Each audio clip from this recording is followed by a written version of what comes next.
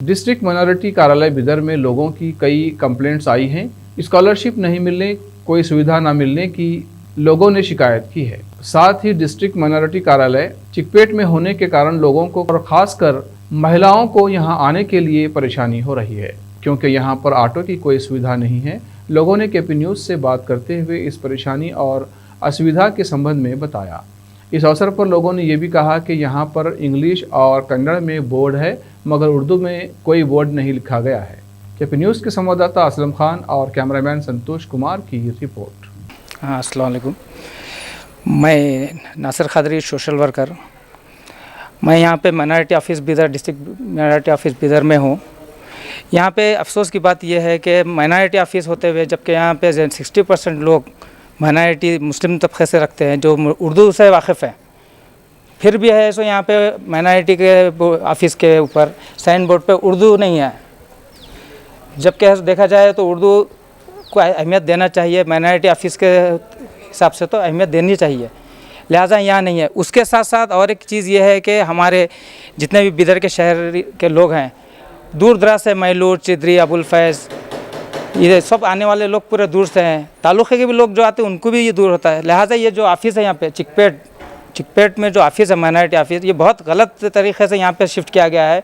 लोगों को इतनी तकलीफ़ है, जो लेडीज़, जो महिलाएं ऊपर से इधर से या नीचे आते हैं, वो लोगों को वापस जाते वक्त है सो ऑटो की तक सहूलत नहीं है। पूरा 1-1, 1.5 किलोमीटर तक वो लोगों को पैदल जाना पड़ता। जब ये यहाँ शिफ्ट कर रहे थे, हमारा और हमारे क़यादत का काम था कि यहाँ पे आने देने से पहले ये सोचना था कि लोगों को आने जाने के जो तकलीफ़ें होते हैं उसको मद्देनज़र रखते हुए इसको शिफ्ट इधर करना था। ये ऑफिस यहाँ करने से बेहतर था कि ओल्ड सिटी में कहीं करते या मैलूर में जहाँ था वहाँ भी रखे तो बेहतर ही था।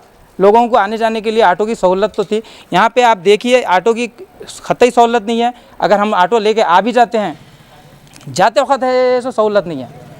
तो मैं यहाँ हुकूमत से, यहाँ के है सो ज़िम्मेदार ऑफिसरों से, लोगों से यही गुजारिश करता हूँ कि यहाँ पे है सो या तो सिटी बस की सहूलत करिए, और यहाँ पे है सो साइन बोर्ड पे उर्दू के है सो वो उर्दू में है सो भी मेंशन कराइए।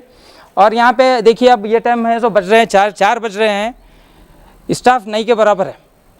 लोग आ रहे हैं, इंतज़ार कर रहे, चल रहे। उतनी दूर से आने के बाद लोग यहाँ पे अगर ऑफिसर नहीं मिलता तो उनको आने जाने का तो किराया जाता है ना बेकार। गरीब गुरबा लोग 100 रुपये डाल के आए हैं, उनके लिए 100 रुपये की बहुत अहमियत है। लिहाजा है सो मैं एडमिनिस्ट्रेशन से, डीसी साहब से, सीएस मैडम से, सबसे गुजारिश कर रहा हूं कि एक बार आके मैडम और डीसी साहब यहाँ पे विज़िट मार के और यहाँ की हालत देख के इस पर एक्शन ले। कॉलेज गई तो मेरे को मालूम पड़ा कि खाली 18 बच्चियों को स्कॉलरशिप आई, उसमें मेरा लिस्ट में नाम नहीं था। तो मैं बल्लीराम सर से फ़ोन पे बात करी, तो सर बोले मैं लंच में पे गया हुआ हूँ, हाफ एन आवर में मैं आऊँगा बोले। जी हाँ। क्या टाइम करे था प्रॉब्लम? 3 बजे के टाइम पे करी थी, अराउंड 3 के करीब ही। क्या टाइम हो रहा है?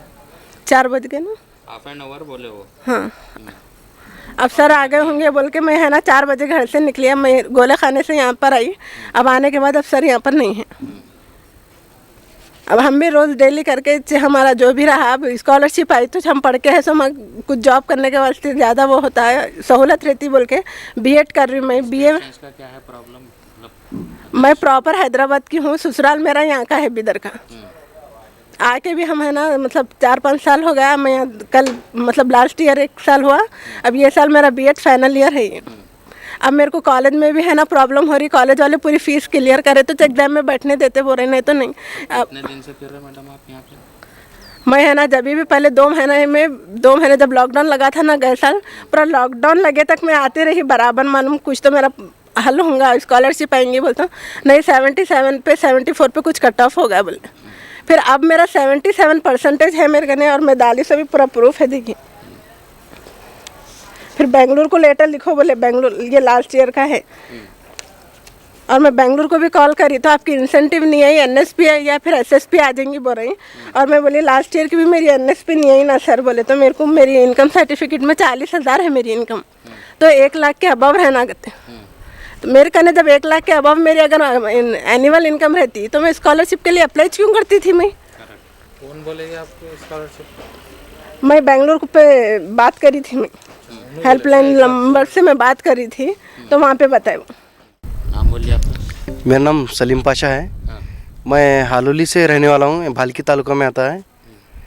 अब यहाँ पर हम माइनॉरिटी ऑफिस को आए हैं अभी अभी।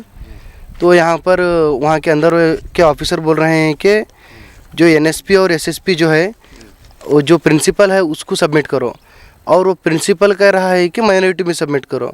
ऐसे में हम गरीब लोगों को बहुत दिक्कत हो रही है इसमें कि कोई भी इधर भी सबमिट करने के लिए एक्सेप्ट नहीं कर रहे, उधर भी सबमिट करने के लिए एक्सेप्ट नहीं कर रहे।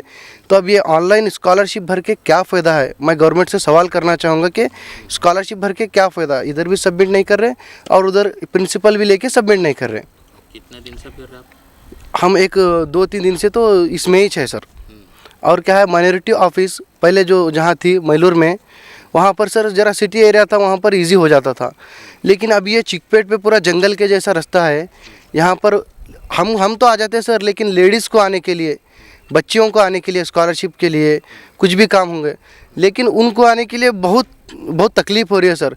स्पेशली गांव से जो बच्चे आते हैं उनको नहीं रहा। हम खुद लड़के हो के हमारे को ये माइनॉरिटी ऑफिस सुबह से ढूंढ रहे, अभी जाके मिले हमको, जब से भटकते फिर रहे हैं। तो बच्चियां, हमारे जो गरीब बच्चियां हैं, उनकी क्या हालत हो रही होंगी, उनका क्या हो रहा होगा।